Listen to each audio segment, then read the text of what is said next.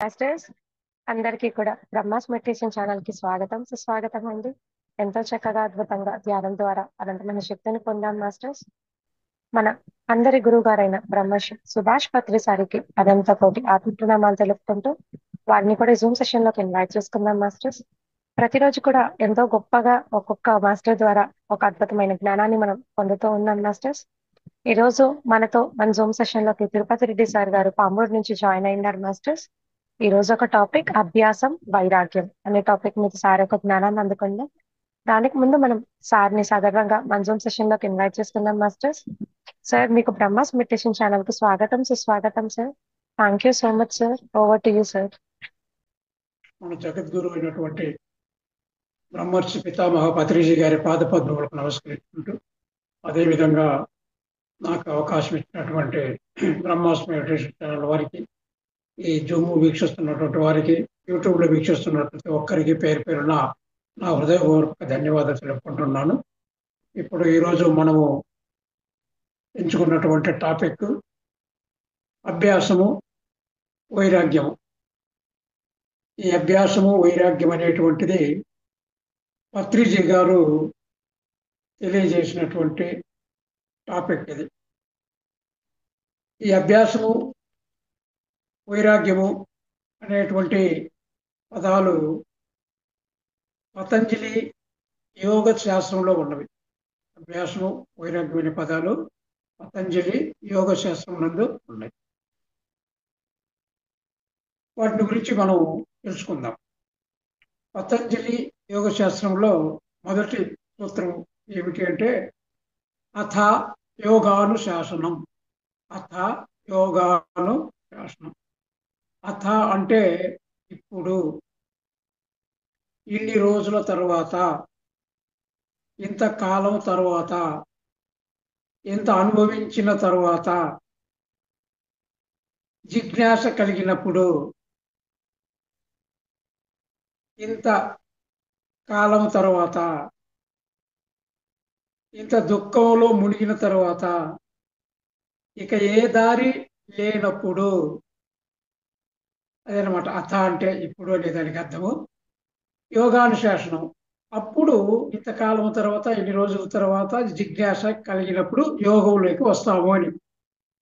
అంటే మనం ఆకలి అయినప్పుడు భోజనం చేస్తాం, ఆకలి లేనప్పుడు భోజనం చేయం.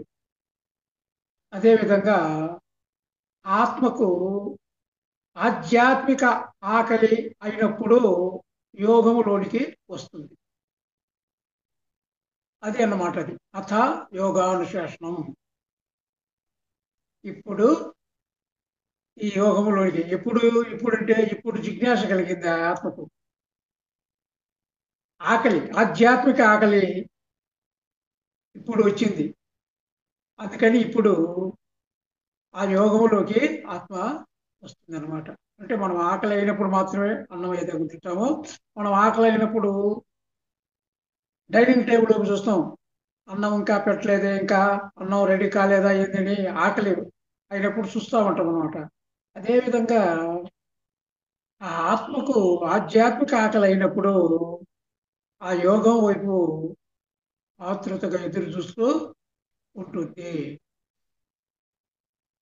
ఆ ఆధ్యాత్మిక ఆకలి అయినప్పుడు మాత్రమే యోగంలోకి వస్తుంది. ఇక రెండవ సూత్రం ఏంటంటే యోగ చిత్త వృత్తి నిరోధ. యోగ చిత్త వృత్తి నిరోధ అంటే ఇక్కడ మొదటి సూత్రంలో యోగా అనేటువంటి పదం వచ్చింది. ఇక్కడ యోగా అంటే ఏదో తెలుసుకుందాం. యోగ చిత్త వృత్తి నిరోధ అంటే యోగా అంటే చిత్త వృత్తులను నిరోధించడము. యోగా అంటే అర్థం ఏంటి? చిత్తవృత్తులను నిరోధించడము, చిత్తవృత్తులను నిగ్రహించడము.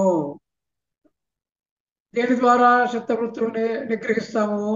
యోగా ద్వారా. అంటే ఈ చిత్తంలో ఉన్నటువంటి ఈ సంకల్పాలను, చిత్తంలో ఉండే సంకల్పాలను వృత్తులు అంటాం. కాబట్టి వాటిని తొలగించాలా, నిగ్రహించాలా, శూన్యం చేసుకోవాలా, ఆత్మను లయం చేయాలి. అంటే ఆత్మలో లయం చేయాలి మనసును. అంటే మనసులో ఎలాంటి ఆలోచనలు లేకుండా చేయాలంటే శూన్యం చేయాలి. మనసును శూన్యం చేయాలి. మనసును శూన్యం చేసినప్పుడు ఆత్మలో లయం అవుతుంది. అంటే మనం అంతర్ముఖం చేయాలి. ఇదే యోగము అంటే. యోగ చిత్తవృత్తి నిరోధ. చిత్తవృత్తులు నిరోధించుకున్నప్పుడు దాన్ని యోగము అని అంటాం. తర్వాత ఇప్పుడు యోగ చిత్తవృత్తి నిరోధ అన్నాం. తర్వాత ఏంటంటే తదా ద్రష్ట స్వస్వరూపేణ స్థానం. తదా ద్రష్ట స్వ స్వరూపేణ స్థానం. అంటే తదా అంటే అప్పుడు. ఎప్పుడు? చిత్తవృత్తి నిరోధము జరిగిన తర్వాత. ద్రష్ట తదా అంటే అప్పుడు. ద్రష్ట ద్రష్ట అంటే భవిష్యత్తును చూస్తావు. స్వరూపేణ స్థానం అంటే స్వంత స్వరూపంలో స్థితుడవుతావు. నీ సొంత స్వరూపంలో స్థితుడు అవుతావు. అంటే మనసులో ఏ విధమైన సంకల్పాలు కానీ ఆలోచనలు కానీ లేనప్పుడు మనము మన అంతఃస్వరూపాన్ని కనుగొంటాము. అంటే అంతఃస్వరూపం ఆత్మలో మనము, అంటే మనసు పూర్తిగా మాయమైనప్పుడు మనం ఆత్మస్వరూపం అవుతాం. మనసులో అంటే ఎటువంటి ఆలోచనలు లేక మనసు శూన్యమైనప్పుడు, పరిశూన్యమైనప్పుడు, మహాపరిశూన్యమైనప్పుడు ఏమవుతుంది? మనము ఆత్మస్వరూపులుగా మిగిలిపోతాం. అంటే మధ్యలో ఉండేది మనసు. ఆ మనసు అడ్డుగా ఉంది. ఆ మనసు శూన్యమైనప్పుడు ఆత్మలో, అంటే ఆత్మస్వరూపులుగా మిగిలిపోతాం. సరే, ఈ ఆత్మస్వరూపులుగా మనం మిగిలిపోతాం అన్నమాట. మరి ఎలా అంటే అభ్యాస వైరాగ్యము దాన్ని నిరోధించడం ఎలా? ఆ మనసులో ఉన్నటువంటి ఆ ఆలోచనలను ఎలా తొలగించాలి? ఎలా తొలగించాలి అంటే ఏం చెప్తున్నారంటే పతంజలి యోగ శాస్త్రంలో అభ్యాస వైరాగ్యాభ్యం తన్నిరోధ. అభ్యాస వైరాగ్యాభ్యం తన్నిరోధ అంటే ఆ చిత్తవృత్తులన్నింటినీ ఎలా తొలగించాలి అంటే అభ్యాసము వైరాగ్యము ద్వారా వాటిని నిరోధించవచ్చు. అభ్యాసము వైరాగ్యము ద్వారా నిరోధించవచ్చు. ఇక్కడ పతంజలి యోగ శాస్త్రంలో 4 సూత్రాలు చెప్పారు. మొదటిది ఏంది? అథ యోగాను శాసనం. రెండవది యోగ చిత్తవృత్తి నిరోధ. మూడవది తదా ద్రష్ట స్వరూపేణ స్థానం. నాలుగవది అభ్యాస వైరాగ్యాభ్యాం తన్నిరోధ్. అంటే ఆ చిత్తవృత్తి నిరోధాలను ఎలా తొలగించవచ్చు అంటే అభ్యాసము ద్వారా, వైరాగ్యము ద్వారా తొలగించవచ్చు అని చెప్పడము జరిగింది. ఎక్కడ? ఈ పతంజలి యోగ శాస్త్రంలో. అదేవిధంగా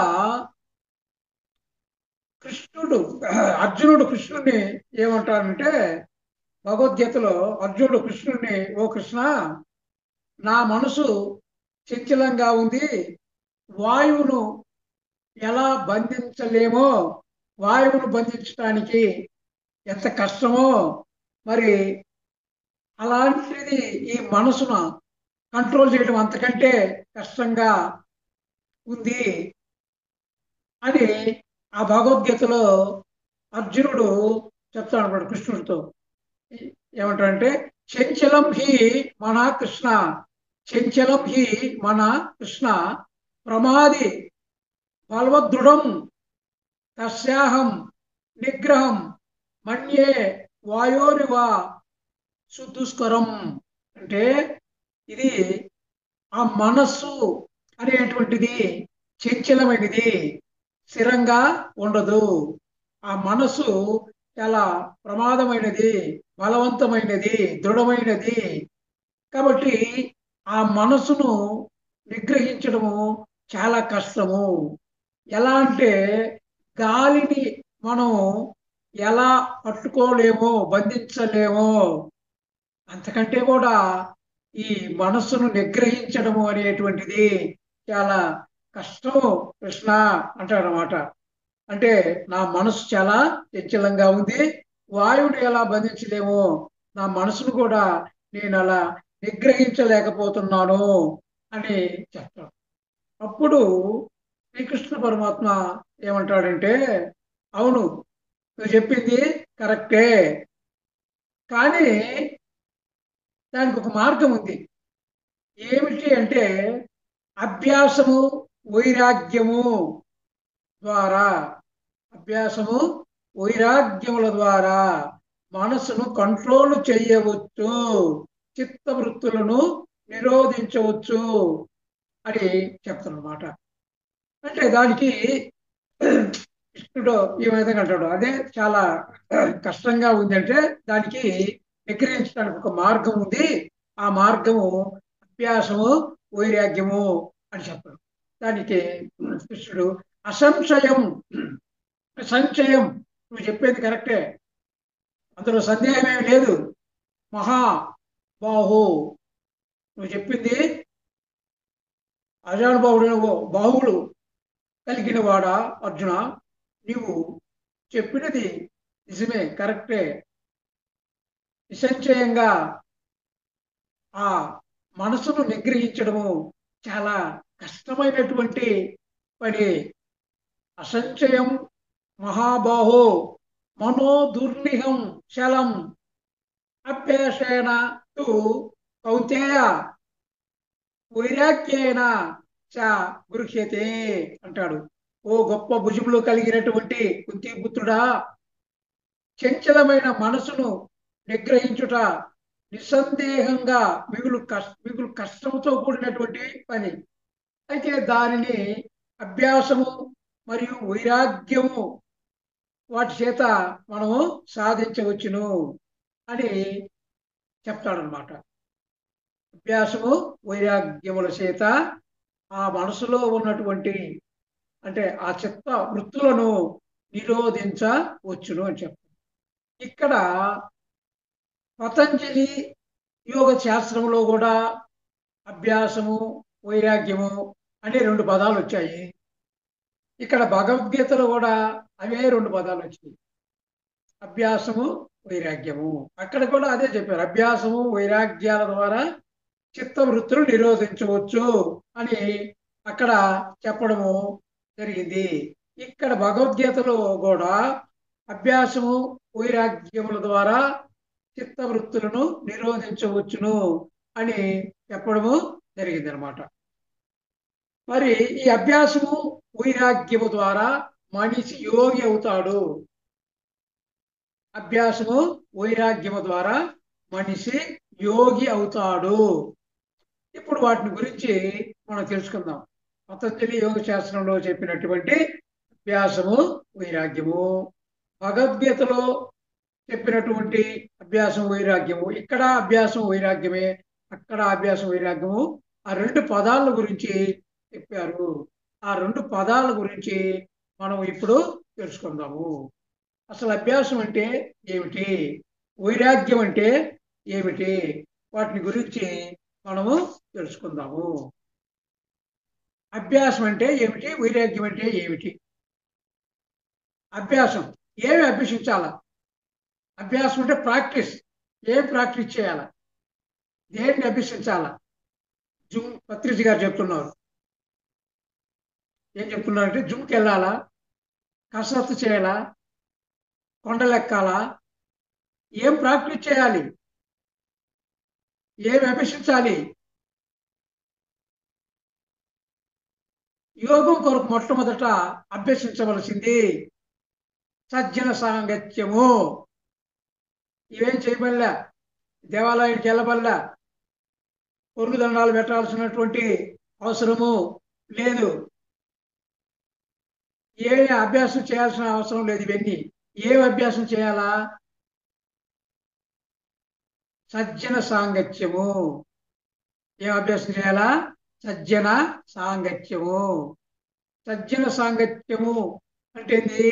సత్యము తెలిసిన వారి దగ్గర సజ్జన సాంగత్యం. సజ్జన సాంగత్యం సత్యం తెలిసిన వారు, వారితో సాంగత్యం చేయాల, వారి దగ్గరికి వెళ్ళాల. వాళ్ళ దగ్గరికి వెళ్ళి మనకేం కావాలనో, ఏం కావాలి మనకు? మనకు కావాల్సింది ఏంది? చిత్తవృత్తి నిరోధం, మనసును శూన్యం చేయడం. ఆ వివరాలు అడిగితే ఆ సజ్జనులు, ఆ సత్యం తెలిసిన వారు, ఆ జ్ఞానులు మనకు వివరిస్తారు. ఆ చిత్త వృత్తులను నిరోధించే విధానాలు మనకు చెప్తారు, మనము తెలుసుకుంటాము. కాబట్టి ఎలా అడగాలి వాళ్ళను, మనం ఎలా అడగాలి? ఊరికే చెప్తారా? ఊరికే చెప్పరు. ఏం చేయాలి మనం? ఆ సజ్జన సాంగత్యం ఎలా చేయాలా అంటే, భగవద్గీతలో ఏం చెప్పారంటే, తద్విద్ది ప్రణిపాతేన పరిప్రశ్నేన సేవయా ఉపదేక్షతి తే జ్ఞానం జ్ఞానీన సత్వదర్శిన అన్నారు. అంటే తద్విద్ది ప్రణిపాతేన పరిప్రశ్నేన సేవయా ఉపదేక్ష్యంతి తే జ్ఞానం జ్ఞానీన సత్వదర్శిని అన్నమాట. అంటే ఆ తత్వదర్శులైనటువంటి వాడు, ఆ సత్యవంతులు, ఆ జ్ఞానవంతులు, ఆ తత్వం తెలిసినటువంటి వాళ్ళ దగ్గరికి, ఆ జ్ఞానులకు సాష్టాంగ నమస్కారం చేసి,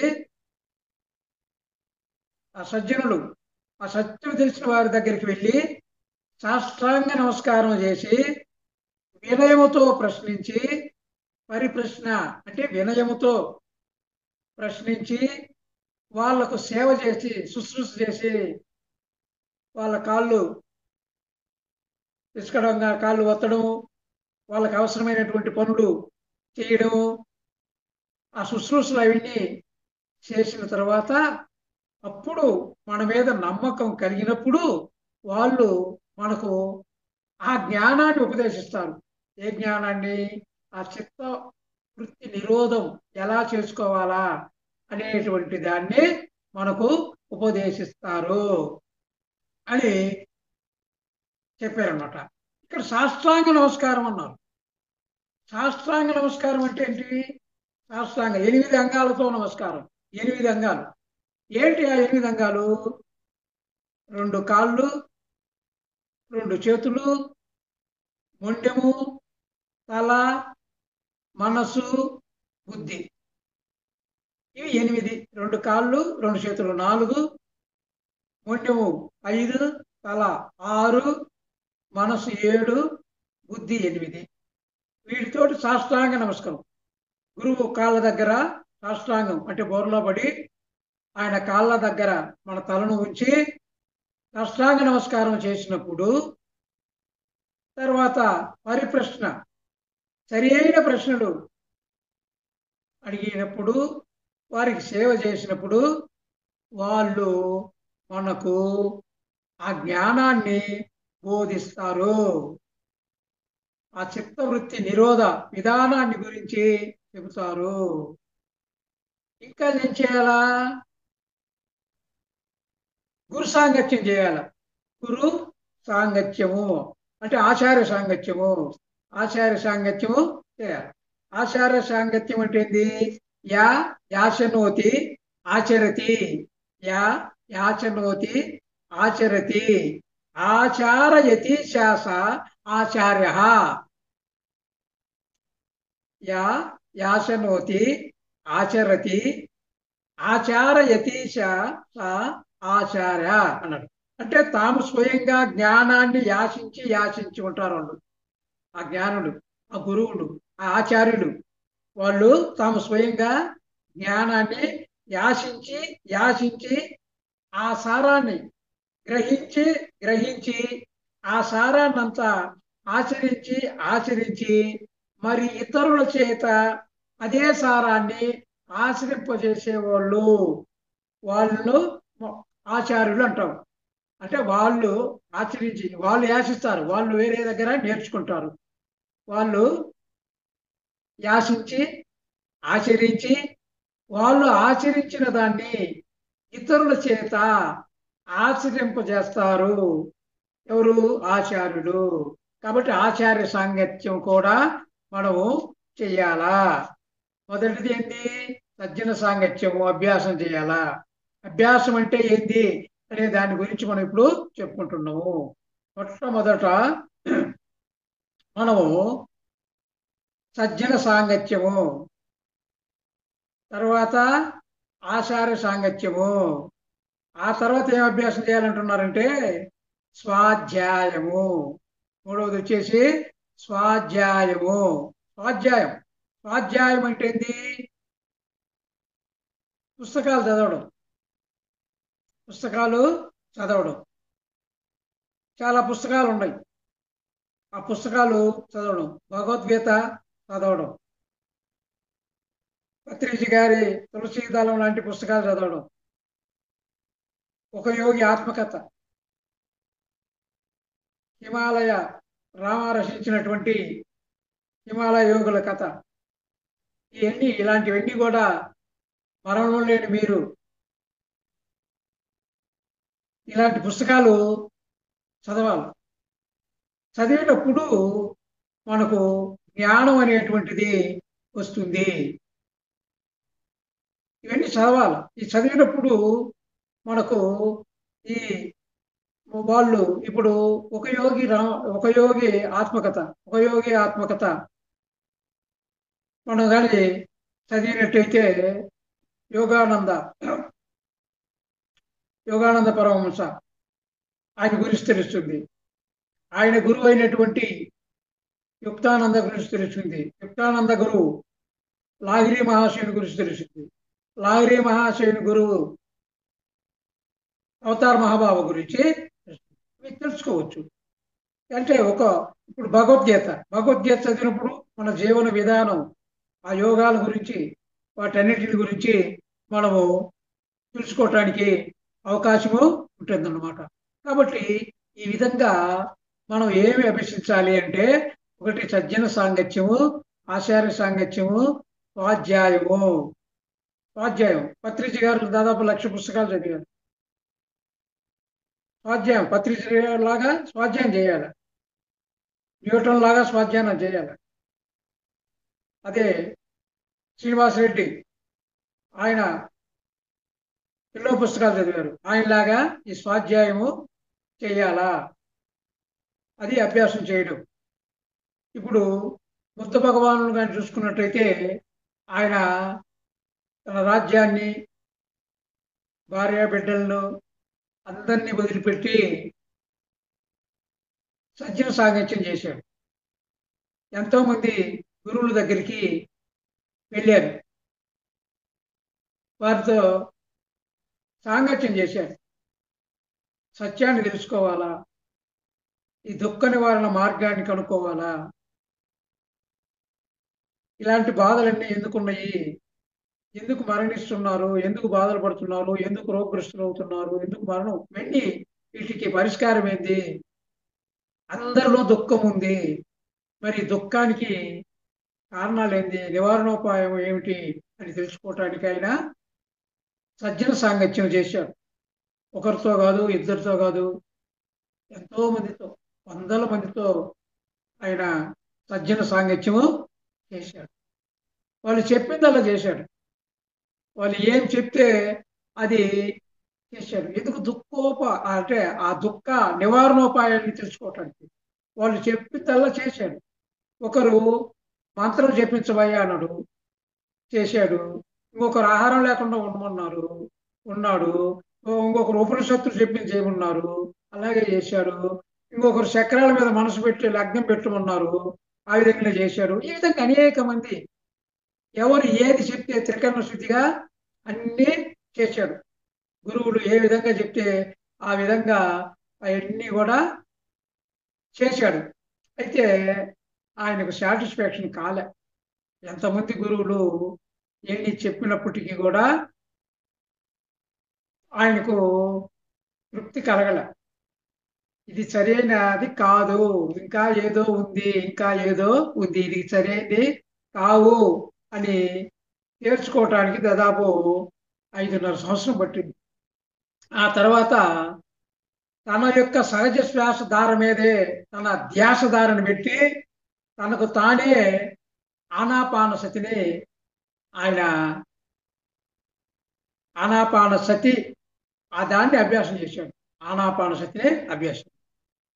అప్పుడు ఆనాపానసతిని అభ్యాసం చేసినప్పుడు ఒకానొక రాత్రి మొదటి జాములో ఆయనకు దివ్యనేత్రము ఉత్తేజితమైంది. దివ్యనేత్రం ఉత్తేజితమై తన యొక్క జన్మ పరంపరను తెలుసుకున్నాడు.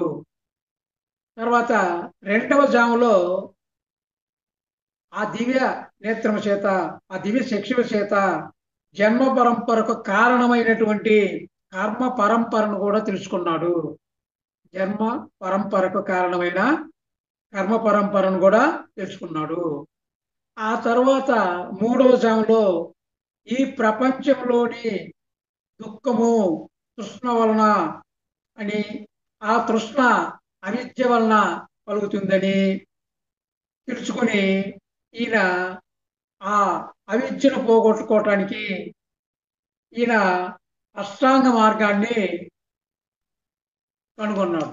అష్టాంగ మార్గం ఏంటి? ఆ అష్టాంగ మార్గము అంటే సరైన దృక్పథాలు, సరైన కోరికలు, సరి అయిన వాక్కులు, సరి అయిన కర్మలు, సరి అయిన జీవనోపాధి, సరి అయిన ఏకాగ్రత, సరి అయిన శ్రద్ధ, సరి అయిన ధ్యానము. అన్ని సరైన సరి కానివి కూడా ఉన్నాయి. అందులో అన్ని సరి అయినవే ఉండాలా. ఈ విధంగా ఈ అష్టాంగ మార్గాన్ని ఎవరైతే ఆచరిస్తారో, పాటిస్తారో వారికి దుఃఖం ఉండదు, దుఃఖరాహిత్యము కలుగుతుంది, ఆనందంగా ఆరోగ్యంగా జీవించుతారు అని ఆయన చెప్పాడు అన్నమాట. ఇది అష్టాంగ మార్గం. సరే, ఇప్పుడు బుద్ధుడు వెళ్ళిన తర్వాత యశోధర తన భార్య, ఆమె చాలా బాధపడుద్ది. మామూలు స్త్రీలాగానే ఆమె ఏడుస్తూ ఉంటుంది. చాలా రోజులు బుద్ధుడు వెళ్ళిన తర్వాత ఆమె ఏడుస్తూ ఉంటుంది అన్నమాట. ఎందుకు ఈ రాజ్యాన్ని, భార్య బిడ్డల్ని వదిలిపెట్టాడు అని ఏడుస్తూ ఉంటుందన్నమాట. సరే, ఆ తర్వాత ఆమె సాధారణ జన సాంగత్యం చేసింది. అంటే తన పరిచారకులు, ఈ చుట్టుపక్కల ఉన్న వాళ్ళ యొక్క ఆ కష్ట నష్టాలను, ఆ బాధలను అవన్నీ కూడా ఆమె విన్నది, వాళ్ళ బాధలు. ఆ విధంగా వినంగా ఆమెలో ఏం మార్పు వచ్చిందంటే, ఈ బాధలు, ఈ కష్టాలు ఇవన్నీ నాకే కాదు అందరికీ ఉన్నవి అనే విషయాన్ని గ్రహించింది. ఎలా గ్రహించింది అంటే, సాధారణ జన సాంగత్యము ద్వారా, సాధారణ జన సాంగత్యం ద్వారా చేసింది. ఆమె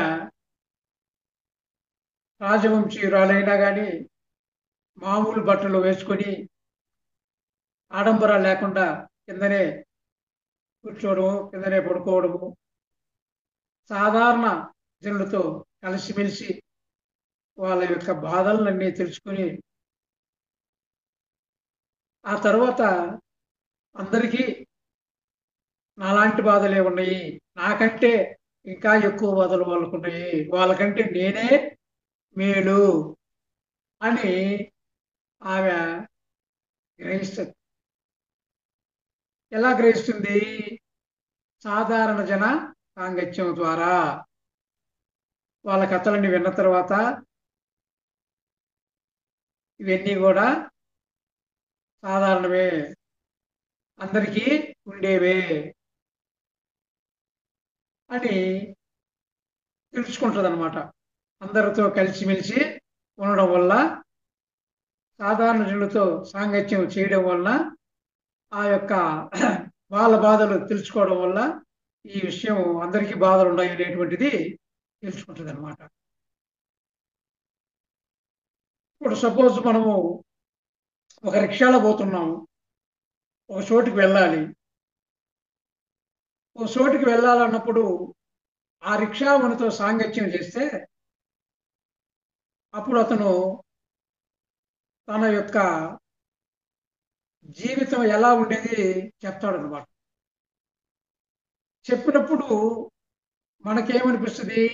మనకు నేను చాలా బాధపడుతున్నాను, కష్టపడుతున్నాను, దేవుడు నన్ను ఎందుకు ఈ విధంగా కష్టపెడుతున్నాడు అని ఏదేదో అనుకుంటూ ఉంటాం. మనం ఎప్పుడైతే ఆ రిక్షా వాడి యొక్క అతని కథలు విన్న తర్వాత, అతని బాధలు చెప్పిన తర్వాత మనం ఏమనుకుంటాము అంటే, నేను అతని కంటే బెటరు, మేలు, అతని బాధల కంటే నా బాధలు చాలా తక్కువ అని గ్రహిస్తాం. అదే రిక్షా అతను ఇంకొక బెగ్గర దగ్గరికి పోయి అతని కథ తెలుసుకున్నప్పుడు అతనేమంటాడు? నీకేమయ్యా కాళ్ళు చేతులు ఉండవు, బెగ్గరు, కాళ్ళు చేతులు బెగ్గరు ఏమంటాడు? నీకేమీ రిక్షా ఉంది, పని చేసుకుంటున్నావు, బ్రతుకుతున్నావు. నేను ఎవరన్నా దాన ధర్మాలు చేస్తేనే నాకు తిండి, లేకుంటే నాకు లేదు అని అతని బాధను అతను చెప్పుకుంటాడు. అప్పుడు ఈ రిక్షా అతనికి ఏమనిపిస్తుంది? ఓహో, నేను అతని కంటే చాలా బెటరు, చాలా మేలు అని తెలుసుకుంటాడు అనమాట. అంటే ఎప్పుడు తెలుసుకుంటారు? ఒకరితో ఒకరు మింగిలయ్యి ఒకరి విషయాలు ఒకరు తెలుసుకున్నప్పుడు, ఆ సాధక బాధకాలు ఏమిటో తెలుసుకున్నప్పుడు ఈ విషయాలన్నీ కూడా గ్రహించడము జరుగుతుందన్నమాట. కాబట్టి మనము ఈ సాంగత్యం ద్వారా ఈ విషయాలన్నీ కూడా మనం తెలుసుకోవటానికి, బుద్ధుని యొక్క విధానం ఏంటంటే ఆయన సజ్జన సాంగత్యం, యశోధర విధానం ఏంటంటే సాధారణ జన సాంగత్యం. ఇద్దరికి తేడా ఉంది. ఈయన గురువుల దగ్గరికి వెళ్ళి అక్కడ వాళ్ళతో సాంగత్యం చేసి సజ్జనులతో సాంగత్యం చేసింది. ఈమె ఎక్కడికి వెళ్ళలే, ఇంట్లోనే ఉన్నది. తన సహచరులతో, చుట్టుపక్కల వాళ్ళతోనే సాంగత్యం చేసింది. కాబట్టి ఈమె విధానం ఏమిటి అంటే సాధారణ జన సాంగత్యము. బుద్ధుని సాంగత్యం ఏంటంటే సజ్జన సాంగత్యము. మరి వీళ్ళిద్దరిలో ఒకరిదేమో సజ్జన సాంగత్యము, మరొకరిదేమో సాధారణ జన సాంగత్యము. కాబట్టి ఇప్పుడు మనము అభ్యాసము అనే దాన్ని మనము తెలుసుకున్నాం. ఏంది అభ్యాసము? ఏం చేసాము అభ్యాసము? సజ్జన సాంగత్యం అభ్యాసము, తర్వాత ఆచార సాంగత్యము, ఆ తర్వాత స్వాధ్యాయము. ఇవన్నీ అభ్యాసం చేశారు. ఇవన్నీ అభ్యాసం చేసినప్పుడు ఏమవుతుంది? మనకు ఒక గమ్యం తెలుస్తుంది. ఈ పుస్తకాలు చదవడం వల్ల, ఈ సజ్జన సాంగత్యం వల్ల మనం ఏమవుతుంది? ఒక గమ్యం తెలుస్తుంది. ఈ పుస్తకాలు చదవడం వల్ల వాళ్ళందరూ ధ్యానం చేశారు, యోగులయ్యారు అనేటువంటి విషయం మనకు తెలుస్తుంది అనమాట. ఈ సజ్జన సాంగత్యము, ఆచార సాంగత్యము, ఈ స్వాధ్యాయం వలన మనకు ఈ యొక్క అంటే ఈ మనకు ఒక వాళ్ళలాగా మనం కూడా చేయాలా, వాళ్ళు ధ్యానం చేశారు, వాళ్ళు గొప్ప వాళ్ళు అయ్యారు, యోగులు అయ్యారు, కాబట్టి మనం కూడా ధ్యానము చెయ్యాలా, యోగులు కావాలా అని ఒక అగమ్యం నుంచి గమ్యంలోకి వస్తారు. అగమ్యంగా ఉన్నటువంటి వాళ్ళు ఒక గమ్యం, ఒక దారి అనేటువంటిది దొరుకుతుంది అనమాట. అప్పుడు గమ్యం తెలిసినప్పుడు మనం గమనం ప్రారంభమవుతుంది. గమ్యము తెలిసినప్పుడు గమనము అనేటువంటిది, గమనం అంటే మనం అబ్జర్వ్ చేయడం అనమాట, ఆలోచించడము అంటే తెలుసుకోవడము, ఇది ప్రారంభము అవుతుంది. మరి వాళ్ళందరూ కూడా ధ్యానం చేశారు, కాబట్టి మనం కూడా ధ్యానం చేయాలా అని తెలుసుకుంటున్నాం. అది అభ్యాసం వలన ఏమని తెలుసుకుంటారు? ధ్యానం చేయాలి అని తెలుసుకుంటారు అనమాట. ఈ సజ్జన సాంగత్యము, స్వాధ్యాయము, ఈ గురు సాంగత్యం, ఆచార్య సాంగత్యం వలన ఏమంటాము, మనము ధ్యానం చేసుకుంటాము. ఓ శివాలయానికి పోయాము, ఆ శివాలయంలో శివుడు ఎలా ఉంటాడు, ధ్యాన భంగిమలో ఉంటాడు. ఆయన ధ్యానం చేశాడు, అంత గొప్పవాడే తెలుసుకుంటాడు. పార్వతీదేవి ఉంది, పార్వతీదేవి కూడా ధ్యాన స్థితిలో ఉంటుంది కాబట్టి ఆమె కూడా శివుని కోసం ధ్యానం చేసింది. ఇవన్నీ తెలుసుకుంటాం అక్కడికి, ఆ దేవాలయాలకి అక్కడికి వెళ్ళినప్పుడు ఇవన్నీ అబ్జర్వ్ చేసినప్పుడు ధ్యానం చేయాలా అనేటువంటి ఆలోచన వస్తుంది అనమాట. నేను కూడా ధ్యానం చేయాలా అనేటువంటి ఆలోచన వస్తుంది అనమాట. మరి ఈ అభ్యాసం వలన ఏమవుతుంది, ఈ సత్యాన్ని తెలుసుకుంటాము. అభ్యాసం, ఇవన్నీ అభ్యాసం వలన లోకంలోని సత్యాన్ని తెలుసుకుంటాము. అంటే ఈ అభ్యాసం వలన ఏమవుతుందంటే వైరాగ్యానికి దారి తీస్తుంది. అభ్యాసం దేనికి దారి తీస్తుంది, వైరాగ్యానికి దారి తీస్తుంది. వైరాగ్యము అంటే ఏంటో ఇప్పుడు మనం తెలుసుకోవాలి. అభ్యాసము దాని గురించి మనము తెలుసుకున్నాం. వైరాగ్యము అంటే ఏందో మనము తెలుసుకోవాలన్నమాట. వైరాగ్యము, వైరాగ్యము అంటే రాగాన్ని వదిలిపెట్టడము. వైరాగ్యం అంటే ఏంది, రాగాన్ని వదిలిపెట్టడము అంటే ఆ ప్రాపంచికాన్ని వదిలిపెట్టడం, రాగాన్ని వదిలిపెట్టడం అనమాట. వైరాగ్యం అంటే రాగాన్ని వదిలిపెట్టడము, అదే వైరాగ్యము. అంటే నీ పట్ల నువ్వు దృష్టి పెట్టాలా. వైరాగ్యంలో ఉండడం అంటే నీ పట్ల నువ్వు దృష్టి పెట్టాలా. అంటే నీ పట్ల నువ్వు దృష్టి పెట్టాలా, నీలోనికి నువ్వు ప్రయాణం చేయాలా. అంటే నీలోనికి నువ్వు ప్రయాణం చేయాలా అంటే ఎలా చేస్తావు, కళ్ళు మూసుకోవాలా, తర్వాత నోరు మూసుకోవాలా, తర్వాత చేతుల్లో వ్రేళ్ళు పెట్టుకోవాలి, కాళ్ళు క్రాస్ చేసుకోవాలి. అంటే ఈ ఈ ప్రపంచ ఈ బయట ప్రపంచాన్ని వదిలిపెట్టి మనలోనికి మనము ప్రయాణం చేయాలా. వైరాగ్యం అంటే ధ్యానము అంతే. వైరాగ్యము అంటే ధ్యానము. కళ్ళు మూసుకోవడం వైరాగ్యం, ఎవరు మూసుకోవడం వైరాగ్యం, చేతులు కట్టేసుకోవడం వైరాగ్యం, కాళ్ళు కట్టేసుకోవడము వైరాగ్యము. నీలోనికి నువ్వు ప్రయాణము చేయాలా. అంటే జ్ఞానేంద్రియాలు పనిచేయకూడదు, కర్మేంద్రియాలు పనిచేయకూడదు. అంటే ఏమీ చేయకుండా ఉండడం, అదే వైరాగ్యం. ఇక్కడ వైరాగ్యం అంటే మనమేమి గుండు చేపించుకొని కాషాయ బట్టలు ధరించి భిక్షాటన చేయడము అదేమి కాదు.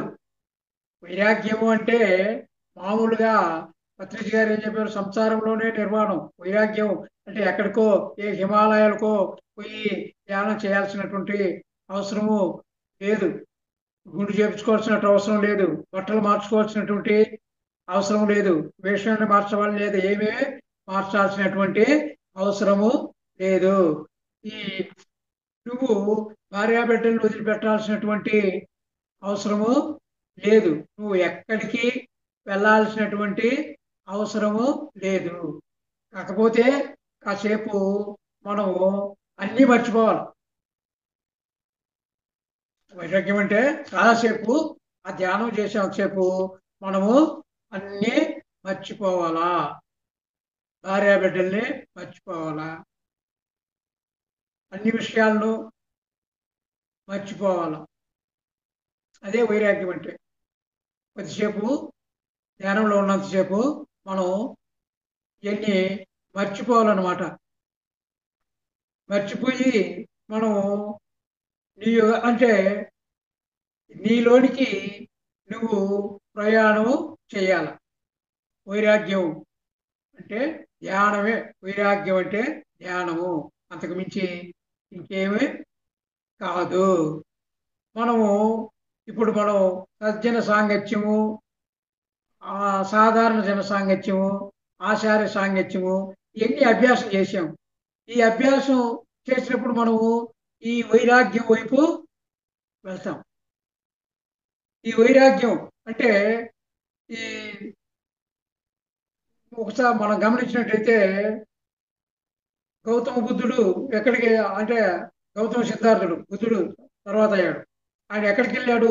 సజ్జన సాంగత్యం అంటే ఆయన రాజ్యాన్ని, భార్య బిడ్డల్ని వదిలి వెళ్ళాడు. కానీ యశోధర ఎక్కడికి వెళ్ళలా. ఆమె తన ఇంట్లోనే ఉండి ఆమె ఈ ధ్యానాన్ని ఆచరించింది. ఆయన ఎక్కడెక్కడో తిరిగాడు. ఆయన ఈమె ఎక్కడికి వెళ్ళకుండానే ఈమె కూడా ఆ ఆనాపానసతిని, ఆ ధ్యానాన్ని ఆచరించింది. ఈమె కూడా దర్శించనమాట. ఏది సాధారణ జన సాంగత్యంతో, ఆయనేమో సజ్జన సాంగత్యంతో. ఇప్పుడు సోక్రటిస్ కూడా అంతే, సాధారణ జన సాంగత్యమే. ఆయన బయటికి వెళ్ళి కనిపించిన వాళ్ళ దగ్గరికల్లా వెళ్ళి సత్యం అంటే ఏంది, ధర్మం అంటే ఏంది అని అడిగి వాళ్ళు చెప్పిన సమాధానం సరైనది కాకపోతే అది సరికాదు, అది కాదు, ఇది సరైన సమాధానం అని వాళ్లకు ఆ విధంగా ఆ సాధారణ జనులతో కలిసిపోయి సాధారణ జనుల దగ్గర ఆయన నేర్చుకోవడము, ఈయన వాళ్లకు నేర్పించడము. ఆ విధంగా ఆయన కూడా సాధారణ జన సాంగత్యమే ఆ సోక్రటీస్ కూడా అనమాట. ఇక్కడ వైరాగ్యము అంటే మనం ధ్యానం చేయడమే. కళ్ళు మూసుకోవడం వైరాగ్యము, చేతులు కట్టుకోవడం వైరాగ్యము, కాళ్ళు కట్టుకోవడం వైరాగ్యము. తర్వాత సుఖమయ ప్రాణాయామం చేయడము. సుఖమయ ప్రాణాయామం ఇదంతా వైరాగ్యం అంటే ఇంతే. కళ్ళు మూసుకోవడం వైరాగ్యము, చేతులు కట్టుకోవడం వైరాగ్యము, కాళ్ళు కట్టేసుకోవడం వైరాగ్యము. ఆ తర్వాత సుఖమయ ప్రాణాయామం చేయాలి. సుఖమయ ప్రాణాయామం అంటే ఇక్కడ రెండింటికి సంబంధం ఉంది. అభ్యాసం వల్ల వైరాగ్యము, వైరాగ్యం వల్ల అభ్యాసము. అభ్యాసం అంటే ఏంటి? శ్వాస మీద ధ్యాస, అది అభ్యాసం చేయాలి. శ్వాస మీద ధ్యాస అనేది అభ్యాసము. ఈ సజ్జన సాంగత్యము, స్వాధ్యాయము వీటి వల్ల ఏమవుతుంది? ఈ వైరాగ్యంలోకి వచ్చాం. వైరాగ్యం అంటే ధ్యానం. మళ్ళీ వైరాగ్యం నుంచి శ్వాస మీద ధ్యాస పెట్టడము, శ్వాస మీద ధ్యాస పెట్టడము అభ్యాసం చేయాలా. అంటే అభ్యాసం నుంచి వైరాగ్యము, వైరాగ్యం నుంచి అభ్యాసము. కాబట్టి ఈ విధంగా ఒకదానితో ఒకటి సంబంధము ఉంది. కాబట్టి మనము ఈ రెండు పదాలను గురించి మనము తెలుసుకున్నాం. అంటే ఇప్పుడు ఊరు అంత తొందరగా ఇది వచ్చేది అంటే ఆ ఇల్లు అలగ్గానే పెళ్ళి అయినట్టు కాదు. ఇల్లు అలగ్గానే పెళ్ళి అయినట్టు కాదు. పెళ్ళి కావాలంటే తోరణాలు కట్టాలా, తర్వాత ఇంటిని శుభ్రం డెకరేషను చేయాలా, ఆ బాజాబంత్రులు ఉండాలా, పురోహితులు ఉండాలా, అవన్నీ ఉండాలన్నమాట. కాబట్టి ఈ ఎన్ని ఉంటేనే అప్పుడు పెళ్ళి అవుతుంది. అంటే అప్పుడు వైరాగ్యం వస్తుంది. అన్ని చేయాల. ఊరికే వైరాగ్యము అంటే ఆ ధ్యానం అనేటువంటిది ఊరికే రాదు.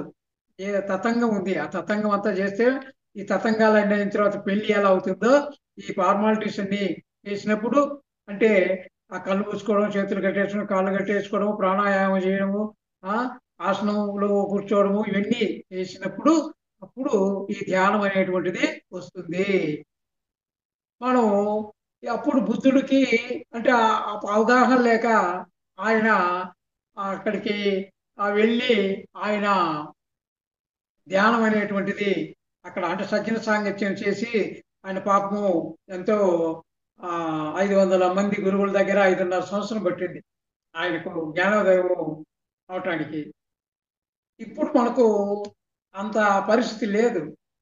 ఎందుకంటే పత్రిజీ గారు మనకు శ్వాస మీద ధ్యాస చాలా సులభంగా మనకు చెప్పాడు.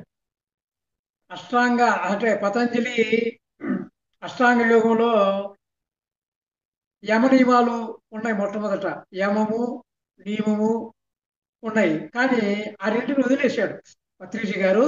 ఆ యమము, నియమాలను వాటిని వదిలిపెట్టి ఆసనం దగ్గర నుంచి ప్రారంభమయ్యాడు. ఆసనము, ప్రాణాయామము, ప్రత్యాహారము, ధారణ, ధ్యానము, సమాధి. ఎందుకు వాటి రెంటిని మరి వదిలేయడం జరిగిందంటే కష్టం అంట. యమము, నియమము. యమం అంటే అహింస, సత్యము, అస్థేయము, అపరిగ్రహము, బ్రహ్మచర్యం. ఇవి అవి కొంచెం కష్టం.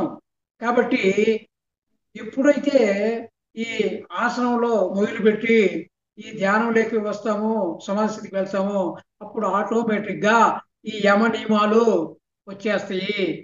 ముందే యమ నియమాలు కానీ ప్రారంభిస్తే చాలా కష్టము. ధ్యానం అందరూ చేయలేరు, కష్టం. దాన్ని పాటించలేక మానేస్తారని చెప్పేసి పత్రిజీ గారు ఆలోచించి ఆ పతంజలి యోగ శాస్త్రంలో ఉన్నటువంటి ఆ యమ నియమాలు చివరిలో పెట్టారు. ఆసనం దగ్గర నుంచి మరి పత్రిజీ గారు ప్రారంభించడము జరిగిందనమాట. ఆ విధంగా మనకు ఈ ధ్యానాన్ని ఆయన చాలా సులువుగా అభ్యసించే విధానాన్ని మనకు చెప్పారనమాట. అంటే ఇప్పుడు యమము దాంట్లో ముందు అహింస, సత్యము, బ్రహ్మచర్యము, అస్థేయము, అపరిగ్రహము ఈ పాటించాలా అంటే కొంచెం కష్టం అన్నమాట. కాబట్టి ఇవి ధ్యానం చేసినప్పుడు ఆటోమేటిక్గా ఇవన్నీ కూడా సిద్ధిస్తాయి అని చెప్పడము జరిగిందనమాట. కాబట్టి మనకు ఇక్కడ మనం ఈ రెండు పదాల గురించి మనము నేర్చుకున్నాం. ఒకటి అభ్యాసము, రెండు వైరాగ్యము. అభ్యాసము, వైరాగ్యము ఈ రెండు పదాల గురించి మనము నేర్చుకున్నాం. అంటే ఈ అభ్యాసము, వైరాగ్యము అనేవి ఇక్కడ మనం ఏం తెలుసుకున్నామంటే పతంజలి యోగ శాస్త్రంలో ఈ అభ్యాసము, వైరాగ్యము ఉన్నాయని తెలుసుకున్నాము. తర్వాత భగవద్గీతలో కూడా ఈ అభ్యాసము, వైరాగ్యం ద్వారానే ఆ యొక్క చిత్తవృత్తిని నిరోధించవచ్చు అనే విషయాన్ని మనము తెలుసుకున్నాం. ఒకసారి మనం రివిజన్ చేద్దాం. ఈ పతంజలి యోగ శాస్త్రంలో ఈ 4 సూత్రాలు ఏంటి ఒకసారి మళ్ళా తెలుసుకుందాం. అథ యోగానుశాసనము మొదటిది. రెండవది వచ్చేసి యోగ చిత్తవృత్తి నిరోధ అనేది. మూడవది తదా ద్రష్ట స్వరూపేణ స్థానం అనేది. ఆ తర్వాత అభ్యాస వైరాగ్యాభ్యాం తన్నిరోధ్ అనేటువంటి తెలుసుకున్నాం. అంటే అభ్యాసము, వైరాగ్యాల ద్వారా ఆ యొక్క చిత్తవృత్తి నిరోధం చేయవచ్చు. అదేవిధంగా భగవద్గీతలో కూడా ఈ అభ్యాసము, వైరాగ్యము అనేటువంటి వాటి ద్వారా ఆ చిత్తవృత్తి నిరోధము చేయవచ్చు అనేటువంటిది తెలుసుకున్నాము. అంటే అర్జునుడు అడుగుతాడు, ఈ యొక్క చిత్తవృత్తి నిరోధం అనేది చాలా కష్టము, చంచలమైనది, ఆ మనస్సు చంచలమైనది. ఒక నిమిషము, ఒక క్షణము ఉన్న మనస్సులో ఉన్న ఆలోచనలు మరో క్షణంలో మారిపోతూ ఉంటాయి. కాబట్టి అంటే రోజు ఎన్నో ఆలోచనలు వస్తుంటాయి, లెక్కలేనండి. అంటే సాధారణంగా ఒక మనిషికి 60,000 నుంచి 70,000 ఆలోచనలు వస్తూ ఉంటాయి. మరి ఇలాంటి ఆలోచనలు మనం కంట్రోల్ చేయాలంటే ఆలోచనలు చంచలమైనవి, బలవంతమైనవి, దృఢమైనవి. వాటిని కంట్రోల్ చేయడం అనేటువంటిది చాలా కష్టము. అది గాలిని బంధించడము కంటే కూడా దీనిని కంట్రోల్ చేయడము చాలా కష్టము అని చెప్పినప్పుడు ఆ శ్రీకృష్ణ భగవానుడు అభ్యాసము, నువ్వు చెప్పింది కరెక్టే, అభ్యాసము తర్వాత వైరాగ్యాల ద్వారా దీన్ని నిరోధించవచ్చు అని చెప్పడము జరిగిందనమాట. కాబట్టి మనము ఈరోజు ఈ అభ్యాసము, వైరాగ్యము అనేటువంటి వాటిని గురించి తెలుసును. ఈ రెండుకి కూడా ఆ, సంబంధం ఉంది. అభ్యాసం వల్ల వైరాగ్యము, వైరాగ్యం వల్ల అభ్యాసము. వైరాగ్యము అంటే మనం అన్నీ వదిలిపెట్టడం ఏమి కాదు, సన్యాసం పుచ్చుకోవడం కాదు, కాషాయ బట్టలు వేసుకోవడము కాదు, గుండు కొట్టించుకోవడము కాదు, ఏమి చేయవలసిన అవసరము లేదు. మన ఇంట్లో ఉండి మనము సంసారంలో నిర్మాణం పత్రిజీ గారు చెప్పారు కదా, అలాగా మనము ఆ ధ్యానాన్ని ఇంట్లోనే కూర్చొని మనము చేయవచ్చు. ఎక్కడికి పోవాల్సినటువంటి అవసరము లేదు అని మనకు పత్రిజీ గారు చాలా సులభంగా పండితుడికి పామరుడికి అందరికీ అర్థమయ్యేటట్టుగా మనకు ఈ ఆనాపానసతి అనేటువంటి దానిని శ్వాస మీద ధ్యాస సులభమైనటువంటి పద్ధతుల్లో నీ శ్వాసే నీ గురువు, గురువు ఎక్కడో లేడు అని చెప్పడం జరిగింది. అంటే శ్వాసను గమనించడమే ధ్యానం, శ్వాసను గమనించడమే. నీలోనికి నువ్వు ప్రయాణం కావాలా, నీలోనికి నువ్వు ప్రయాణం కావాలా అన్నప్పుడు ఈ మధ్యలో మనసు అనేటువంటిది అడ్డంకి ఉంది. ఆలోచనలు ఆలోచనలు ఉన్నప్పుడు ఆత్మతో అనుసంధానము కాలేవు. కాబట్టి ఆ మనసులో ఉండేటువంటి ఆ యొక్క చిత్తవృత్తులను నిరోధించాలా. చిత్తవృత్తులను నిరోధించాలి అంటే దానికి రెండు మార్గాలు, అభ్యాసము, వైరాగ్యము. ఈ అభ్యాసము వైరాగ్యాల వల్ల చిత్తవృత్తి నిరోధించవచ్చు అనేటువంటిది మనకు ఇక్కడ తెలియజేయడము జరిగింది. కాబట్టి మనము ఈరోజు అభ్యాసము, వైరాగ్యము అనేటువంటి పత్రిజీ గారు చెప్పినటువంటి ఈ టాపిక్ గురించి మనము తెలుసుకున్నాము. పత్రిజీ గారు చాలా టాపిక్స్, చాలా కాన్సెప్ట్ చెప్పారు. ఆ కాన్సెప్ట్లో ఇది కూడా ఒక ముఖ్యమైనటువంటి టాపిక్.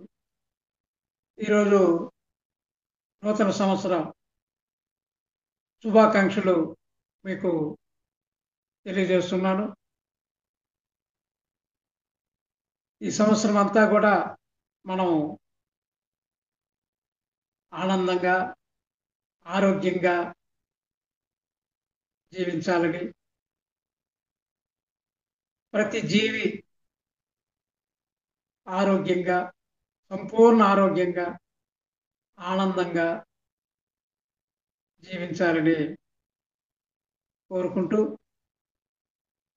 నాకు ఈ అవకాశం ఇచ్చినటువంటి బ్రహ్మాస్ మెడిటేషన్ ఛానల్ వారికి హృదయపూర్వక ధన్యవాదాలు తెలుపుకుంటున్నాను. Thank you madam, thank you.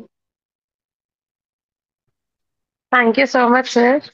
ముందుగా మాస్టర్స్, ఇక్కడ ఎవరైతే ఈ రోజు జూమ్ సెషన్ లో ఉన్నారో అండి, మీరంతా కూడా మోక్ష మార్గంలో నడిచే దివ్యాత్మ స్వరూపులే అండి.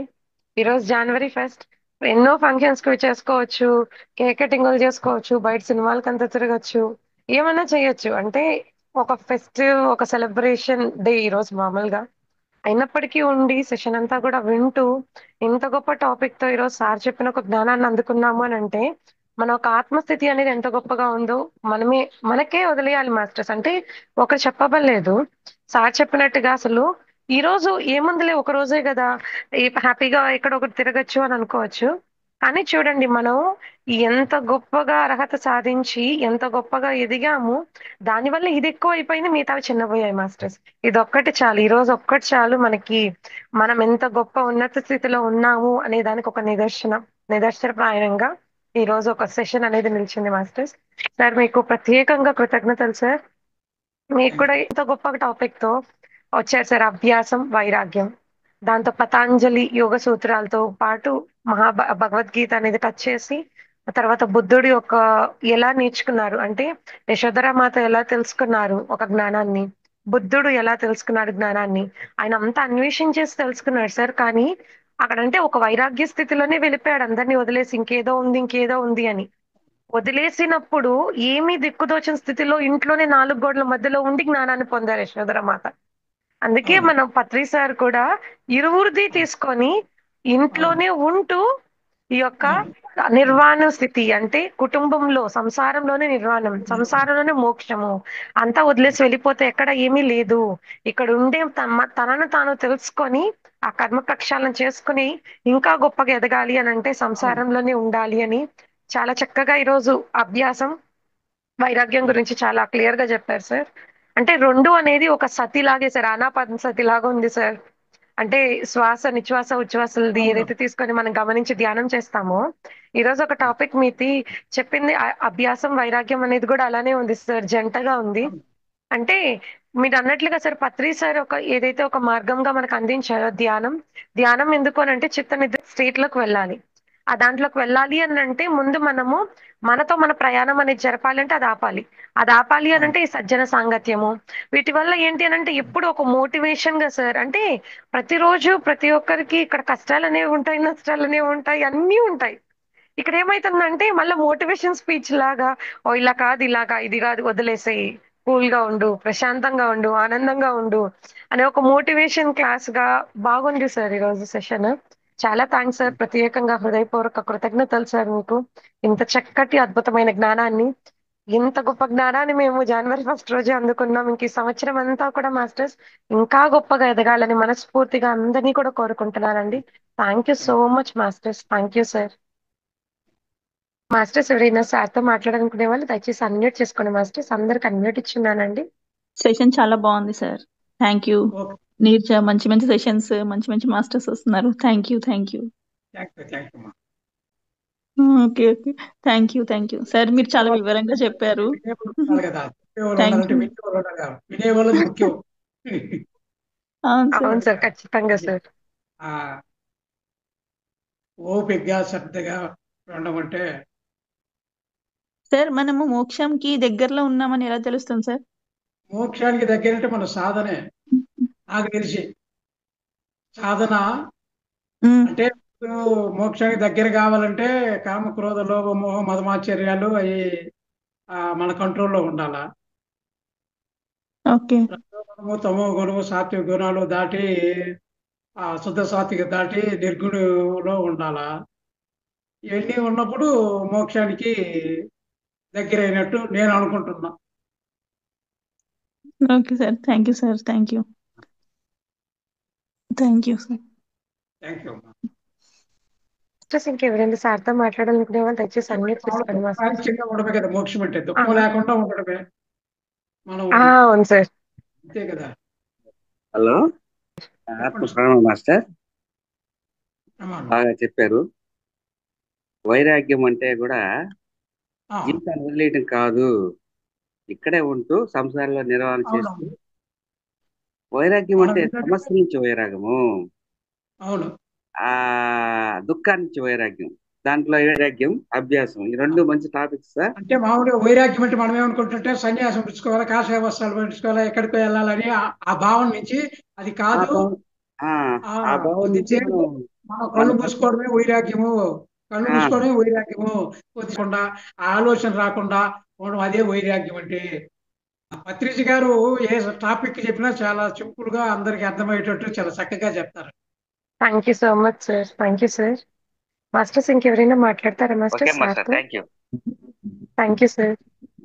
గిరిజ ఆంటీ అన్మ్యూట్ చేసుకుని ఉన్నారంటే మాట్లాడండి. ఆ నమస్తే సార్. నమస్తే. నమస్తే అమ్మా. చాలా ఓపిగ్గా బాగా వివరంగా చెప్తున్నారు, అర్థమయ్యేటట్టు. ఎంతసేపు అయినా ఎనబుద్ధి అవుతుంది మీ ప్రవచనం. నాకు తెలిసినంత వరకు చెప్తున్నానా. Thank you sir. పత్రిజి గారు చెప్పిన టాపిక్ అమ్మా ఇది. Happy new year sir. Happy new year మా, same to happy new uh, year. ఈ సంవత్సరం మామూలుగా పరిమిత పత్రిక గారు ఫ్రెండ్షిప్ డే ఇయర్ గా డిక్లేర్ చేశారు. అవునవును, లాస్ట్ చేసినట్టున్నారు. అందువల్ల మనం అందరం కూడా ఫ్రెండ్షిప్ డే దాన్ని practice. Thank you sir, thank you. అంటే ఫ్రెండ్షిప్ అంటే మనలో మనం మనతో అవును మనం మన ఆత్మతో మనం అంటే ధ్యానం చేయమన్నది అదే ఇది మన ఆత్మతో మనతో మనం ఫ్రెండ్షిప్ చేసినప్పుడు అందరితో ఆటోమేటిక్ గా ఈ mineral kingdom plant kingdom Animal kingdom human kingdom divine king అంతా వచ్చేస్తుంది అనమాట ఆటోమేటిక్ మనతో మన మన ఫ్రెండ్షిప్. మన- మనం ప్రేమించుకోగలిగితే మనం ఇతరులను కూడా ప్రేమించగలుగుతాము అది అని. అవును. మనల్ని మనం ప్రేమించుకోకుంటే ఇతరులు ఏమి ప్రేమిస్తాం. Thank you Neerajamma. Happy new year. Thank you అండి. Happy new year. Happy new year masters అందరికీ కూడా మరొకసారి చాలా థ్యాంక్స్ సార్. మీకు మరొకసారి చక్కటి జ్ఞానాన్ని ప్రతిసారి ఒక్కొక్క టాపిక్ తో కొత్తగా బాగా అందిస్తున్నారు సార్. యోగ పరంపర అని చెప్పని ఈ రోజు ఇది రేపా గారి జీవిత చరిత్రని చాలా కొత్త జ్ఞానం అనేది అందిస్తున్నారు సార్. ప్రతిసారి ఆ టాపిక్ లో అనుగుణంగా చాలా గొప్పగా జ్ఞానాన్ని అందిస్తున్నారు sir. Okay sir, session close చేసుకుందామా sir? Okay ma'am. Okay. Thank you so much sir. చక్కటి అద్భుతమైన జ్ఞానాన్ని మాకు ఈ రోజు అందించినందుకు హృదయపూర్వక ధన్యవాదాలు సార్. Thank you sir. ఈ జూమ్ లోకి వచ్చేసిన ప్రతి ఒక్క మాస్టర్స్ కూడా నాకు హృదయపూర్వక ఆత్మ ప్రణామాలు, కృతజ్ఞతలు అండి. థ్యాంక్ యూ సో మచ్ అండి. అందరికీ కూడా మరొకసారి హ్యాపీ న్యూ ఇయర్, శుభరాత్రి. Thank you.